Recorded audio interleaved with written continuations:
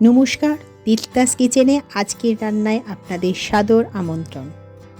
আজ নিয়ে এসেছি কম উপকরণে কম পরিশ্রমে অনবদ্য স্বাদের এক পটলের রেসিপি, তিল পটল। নিরামিষ এই রেসিপিটি খেয়ে ও খাইয়ে দারুণ তৃপ্তি পাবেন, একথা বলতেই পারি। আসুন দেখে নিই কীভাবে এটি তৈরি করতে হয়। প্রথমে নিয়ে নিয়েছি পটল। পটলগুলো আপনারা দেখতেই পাচ্ছেন, একটু খোসা রেখে রেখে খোসা ছাড়িয়েছি। এইভাবে পটল যদি ছাড়ানো যায় তাহলে পটলের ভাজার পরে স্বাদটা খুব সুন্দর হয়। যদি পুরো খোসা ছাড়িয়ে ফেলেন তাহলে পটল নরম হয়ে যায়, খেতে ঠিক অতটা ভালো লাগে না। সাদা তিল নিয়েছি 100 গ্রাম, আর 4-5টি কাঁচা লঙ্কা। আপনারা ঝাল বুঝে লঙ্কার ব্যবহার করবেন, তবে এই তরকারি খুব ঝাল করে রান্না করা হয় না। সবার আগে সাদা তিলটা শুকনো খোলায় 1 থেকে 1.5 মিনিট কম আঁচে বা মাঝারি আঁচে ভেজে নিতে হবে। যখন ভাজার পর একটা বেশ সুন্দর গন্ধ আসবে তখন গ্যাস বন্ধ করে এটা মিক্সিতে দিয়ে এর সঙ্গে অল্প জল আর 2টি কাঁচা লঙ্কা দিয়ে আমরা একটা পেস্ট তৈরি করে নেব। অবশ্যই মিশ্রণটাকে ঠান্ডা হওয়ার সময় দেবেন। দেখুন আমাদের পেস্ট তৈরি।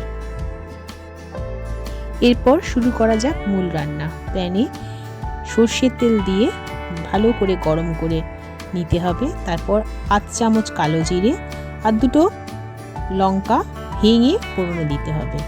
এরপরে একে একে পটলগুলোকে ওই তেলে ছেড়ে দিতে হবে। পটলগুলো তেলে ছাড়ার পরে এতে অল্প নুন আর হলুদ গুঁড়ো ছড়িয়ে দিয়ে আস্তে আস্তে তেল এবং মশলাটা পটলের গায়ে মাখিয়ে নিতে হবে। দেখুন পটলের গায়ে হলুদ আর নুন আর তেল যখন ভালোভাবে লেগে গেছে তখন আমরা এটাকে চাপা দিয়ে এক একটা পিঠ 3 মিনিট করে মাঝারি আঁচে ভাজতে দেব। অবশ্যই প্রথম 3 মিনিট পরে ঢাকা খুলে পটলের ভাজা দিকটা উল্টে কাঁচা দিকটা নিচের দিকে দিয়ে আবারও চাপা দিয়ে 3 মিনিট ভাজতে হবে। একটানা যেন চাপা দিয়ে ভাজতে দেবেন না, তাহলে একদিক পুড়ে উঠবে আর একদিকটা কাঁচা থেকে যাবে।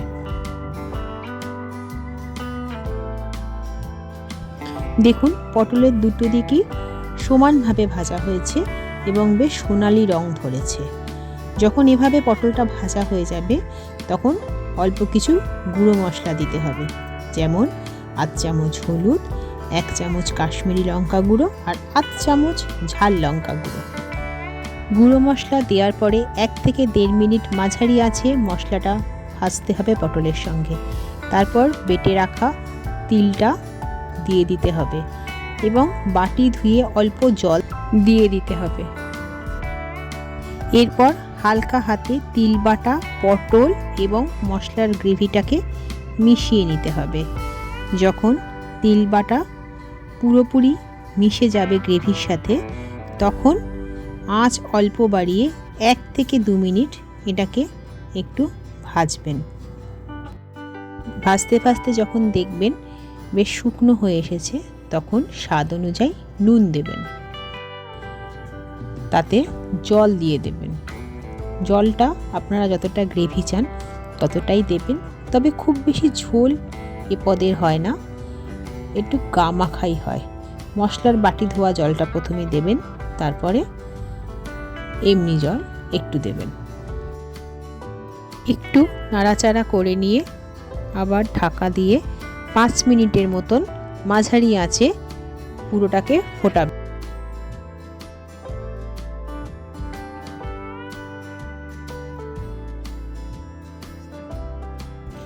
ঢাকা খুলে নেওয়ার পরে স্বাদ অনুযায়ী এতে একটু চিনি দেবেন। এই তরকারির স্বাদ একটু মিষ্টি মিষ্টি হয়, খেতে বেশ ভালোই লাগে। চিনি মেশানোর পরে 2টি কাঁচা লঙ্কা এতে আমরা দিয়ে দেব। কাঁচা লঙ্কা দেওয়ার পর গ্যাসটা অফ করে দেবেন। দেখুন তিল পটল পরিবেশনের জন্য তৈরি। দেখতে যতটা সুন্দর লাগছে, খেতে কিন্তু এর চেয়েও সুন্দর হয়েছে। একটা অনন্য সাধারণ স্বাদ হয় এই পদটি। বাড়িতে আসা অতিথির জন্য নিরামিষের দিনে খুব সহজেই এই পদটি বিনা পরিশ্রমেই বানিয়ে ফেলতে পারেন। এই রান্নাটি আপনাদের কেমন লাগলো অবশ্যই আমাকে কমেন্টে জানাবেন। ভালো লেগে থাকলে একটা লাইক করে দেবেন। আপনাদের ভালোবাসা আমাকে নিত্য নতুন সুন্দর সুন্দর পদ নিয়ে আসতে অনুপ্রাণিত করে। খুব শীঘ্রই আরও সুন্দর একটি রেসিপি নিয়ে হাজির হব, কথা দিলাম। আজ তবে আসি, নমস্কার।